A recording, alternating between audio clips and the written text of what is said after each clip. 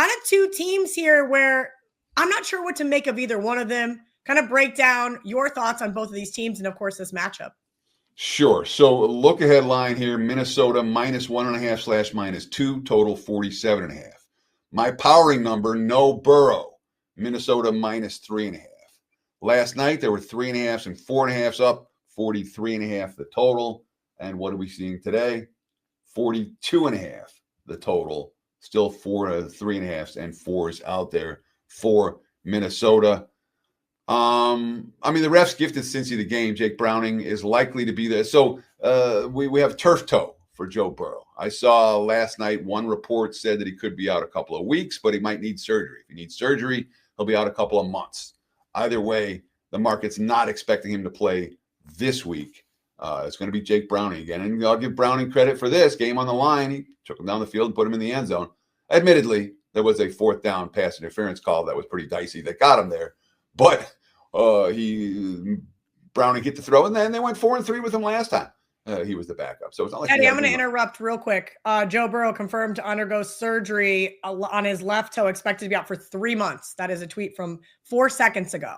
So Sweet. I just wanted to jump in there and let everybody know. It looks like the comment section beat me to it anyway. That's breaking news. Thank you guys for giving us that info. And of course, for someone that has a Bengals season wins under bet, I can't, but part of the thought process like that, a big part of my thought process was that Cincy's paper thin. They paid all their stars. They don't have backups.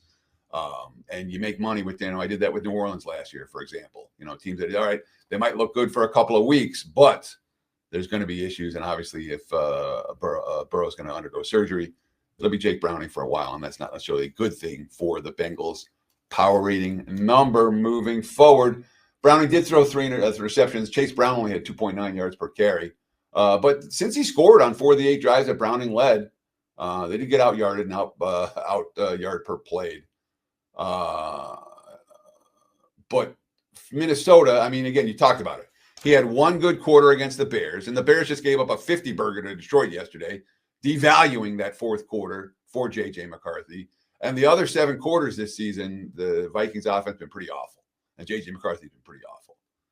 Against Atlanta last night, McCarthy completed 11 passes and took 6 sacks. That's a bad ratio. 10 first downs, 198 total yards, 4.2 yards per play. Not good. Only 2 possessions last night for Minnesota having more than 4 plays. So the question is, can Cincy's defense do that? 4 turnovers, 8 penalties, not a clean game. And more concerning for Minnesota, that defense gashed on the ground, 5.6 yards per carry, 218 yards from the running backs. And, by the way, they lost Ryan Kelly, their starting center. They're dealing with a 3rd-string left tackle right now. Offensive line injuries for the Vikings as well, which is certainly not going to help J.J. McCarthy's development. I got to think we see some under money for this ball game. And again, look ahead total here, 47.5. It was 43.5 last night. It's 42.5 at a lot of books right now, but there's still 43.5s out there. Let's do it. Let's get that first emergency betting alert out. Where's Dan with my there? Like the under. There are 43.5s out there now. They will not be there much longer. All right. We can expect the total to get bet down in this ballgame. We've already seen a bunch. I would not be surprised if we see more. Backup QBs and struggling offenses lead to unders. 43.5s available as we speak at multiple books. Again, if you like the under, I bet that sooner rather than later. Both 1-1. I'm not sure really what to make of. You mentioned some of the woes of the Dolphins. Was that just a second week with Mike Vrabel running this Patriots team? Aaron Rodgers, 5 touchdown passes, 2 interceptions. Looked all right. We'll leave it at that. Against the Jets, and this week, not so much. But that was a wonky game there against Seattle. Teddy, that kickoff where he didn't understand either the rules or whatever happened and turned into a touchdown. Then Seattle just ended up being able to roll over this Steelers team. Look headline here, Pittsburgh -1/43. There were 1.5s out there. There were 2s out there. There were 2.5s out there for the Steelers. Ain't no 2.5s out there with Pittsburgh as chalk now. My power inning, Steelers 1, The markets opened 1/1.5 last night. There were a couple of pick'ems out there, and that's exactly what we're seeing today. A couple of pick'ems, a couple of Pittsburgh -1s, a couple of Pittsburgh -1.5. So there is some line variance here. Total 44.5. Again, look ahead was 43. Last night was 44. So we have seen over money. And given what Pittsburgh's done offensively or defensively, that's no surprise. This is another one where, again, right now, let's do it. Let's emergency betting alert this total. If you like the over, play Pittsburgh, New England over right now. There are still 44s out there. I'm expecting to see, again, 44.5, already the prevailing number. I would not be shocked to see it to go higher because we're talking about two teams with very suspect defenses right now. The Steelers have the highest paid defense by a wide margin, by the way, NFL's highest paid defense. They've now allowed 27 or more points 6 times the last 7 games, dating back to last year. They've allowed 30-plus in both games this season to opponents that scored 13 and 10 in the other game where they didn't play Pittsburgh. Give up a 300-yard passer, 100-yard rusher, 100-yard receiver. They gave up Seattle at 18 plays of 10-plus yards yesterday. J.J. Watt, no sacks in the last 6 games. Quote, we need to look in the mirror. We need to turn over every stone possible because we can't continue to let this happen. It's not fun football right now. We talked about the Caleb Johnson brain fart on the kickoff. Mike Tomlin saying that team has practiced that specific kickoff scenario, quote, every day of our lives. DJ Metcalf in revenge against his former team, 3 catches, 20 yards. Aaron Rodgers, telling everyone to relax again. It's week 2. I mean, it's like good for us. Last week, there probably was some people feeling pretty good because everyone outside the building was talking about how great we were on offense. That's a league. You can't ride the highs or lows. Rodgers was not good. The passing game was not good. Drake May only threw 4 incompletes for New England in yesterday's game. Last week, Vrabel talked about better balance. This week, 29 rushes, 26 dropbacks. They had a hell of an answer after Miami's punt return touchdown with a kick return touchdown of their own. But there are kicker issues now for New England.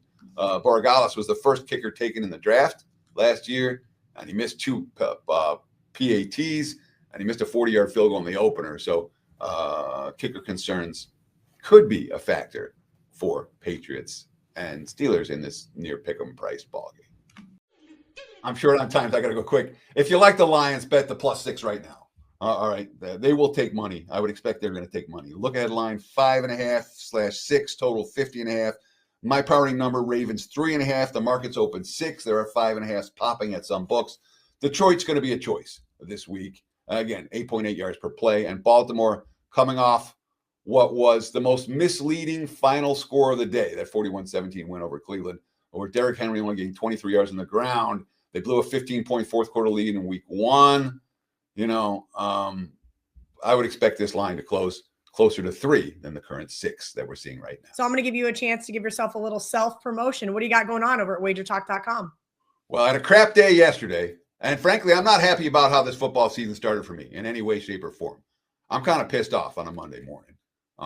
That tends to be a good thing for bettors, for my clients.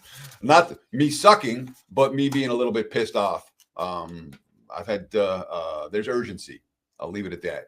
We're in play tonight. Obviously, Monday Night Football, a single best bet. The baseball's been fine. We won 3-0 over the weekend in MLB action. Got an MLB play as well. But the best value is always don't buy plays. Get on board with the package. We have the 30-day all access. We have a 3-month, buy 3 months, get a 4th free.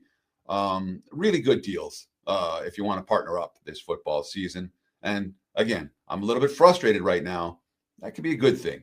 I'm expecting the short list. There were games jumping at me last night, and that's certainly a positive sign moving forward. So check out my page, wt.buzz/TC. I'm always going to be transparent. I'll tell you when I'm rolling. I'll tell you when I'm not. Have not been rolling so far this football season. We'll get there.